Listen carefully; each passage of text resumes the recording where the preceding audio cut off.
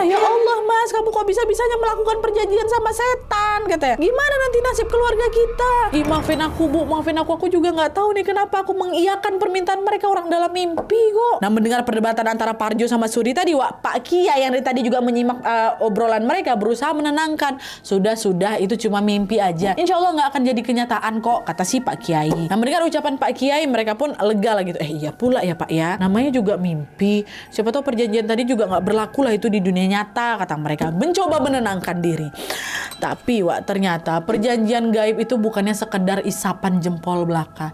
Karena pada malam bulan purnama, ada sebuah peristiwa mistis di rumahnya Parjo yang masih berkaitan dengan perjanjian gaib itu.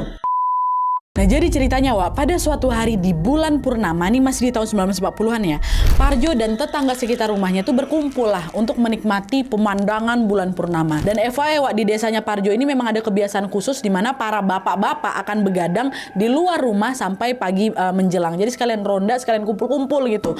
Nah, malam itu mereka berencana untuk begadang di kebun belakang rumah Parjo yang luas sekali itu mereka mau kumpul di situ. Awalnya semua berjalan lancar-lancar aja Wak. Mereka ngobrol-ngobrol sambil sesekali meminum kopi dan juga ngerokok. Tapi ketika waktu menunjukkan lewat tengah malam, bapak-bapak ini tiba-tiba ngerasa ngantuk sengantuk-ngantuknya. Biasanya enggak, udah minum kopi dan biasanya juga mereka suka nongkrong sampai pagi gitu kan. Nah, karena udah nggak sanggup menahan rasa kantuk yang sekantuk-kantuk kali tadi, mereka pun akhirnya memutuskan untuk tidur. Jadi nggak jadi begadang tuh. Nah, pas lagi enak-enaknya tidur Wak, salah satu dari mereka yang bernama Joko tiba-tiba mendengar ada suara keramaian nih. Nah, karena penasaran, Joko pun memaksakan diri untuk membuka matanya dan melihat keadaan sekitar.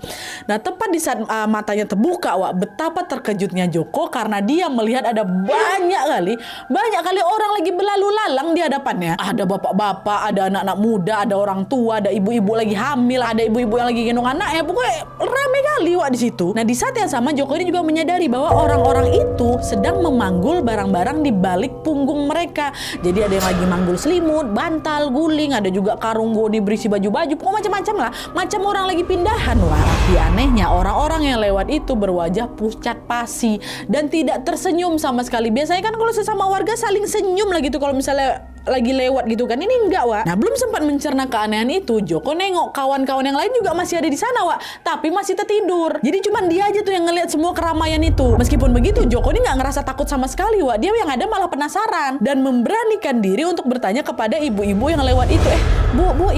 Bu, permisi, kok rame-rame ke sini? Memangnya lagi ada apa? Ibu ini asalnya dari mana? Kata kayak gitu. Joko belum pernah ngeliat ibu ini Wak. Nah, mendengar pertanyaan Joko Wak, si ibu tadi sama sekali nggak ngegubris tuh. Dia berlalu gitu aja Wak, tanpa sempat menjawab sepatah kata apapun.